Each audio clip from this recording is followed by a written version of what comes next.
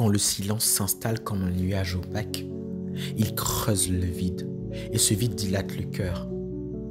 Le cœur aimant se met à battre au rythme de l'absence et l'absence devient une question, un tourment, une tempête intérieure. On imagine, on suppute, on s'inquiète. Est-ce que l'autre pense à moi? Est-il distrait par d'autres présences? Est-elle lasse, désintéressée? Et dans ce vide silencieux naît une génération spontanée de doutes, une pression invisible mais oppressante, qui pousse parfois à des gestes insensés. C'est là que se manifeste l'épreuve d'amour.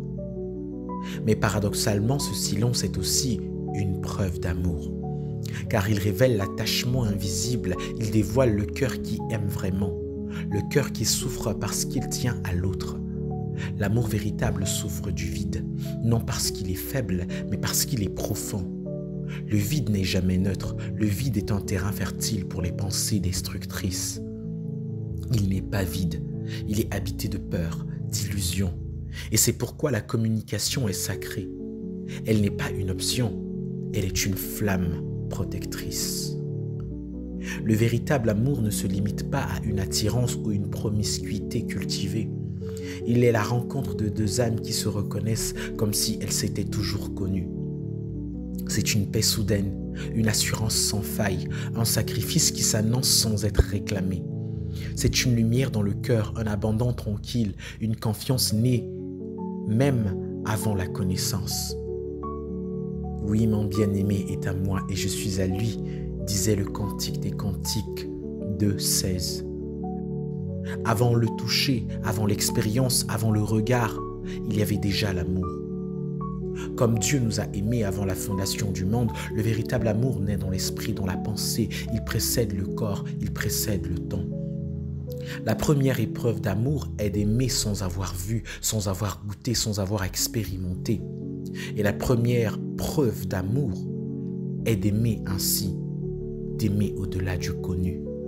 Cet amour intemporel s'éprouve dans le temps. Il est testé par la distance, la connaissance, les failles, les fragilités de l'autre.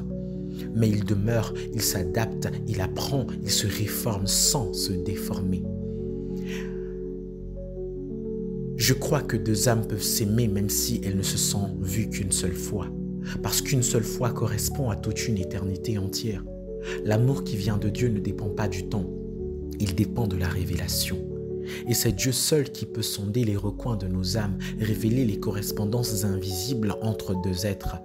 Le véritable amour n'entrave pas la destinée, il l'accompagne, il la propulse, il intercède pour elle. Adam ne dit pas « voilà une femme belle », mais il dit « voici l'os de mes os, la chair de ma chair ». Il reconnaît dans l'invisible ce que ses yeux voient.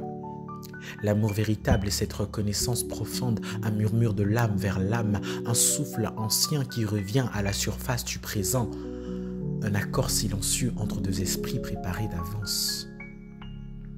Le Cantique des Cantiques 8:6 disait « Mets-moi comme un sceau sur ton cœur, comme un sceau sur ton bras ».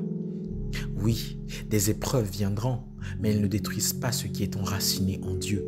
Elles fortifient, elles affinent, elles révèlent, car le feu de Dieu ne brûle pas pour consumer, mais pour purifier.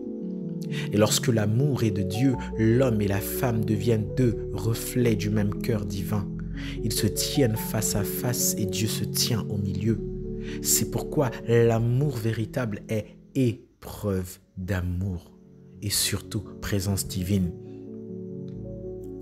Ce que Dieu recherche dans un homme et une femme qui s'aiment authentiquement, ce n'est pas simplement un amour charnel ou passionné, mais le reflet de son cœur, le reflet de sa grâce, le reflet de sa gloire. Car en vérité, le cœur de l'homme et le cœur de la femme sont le miroir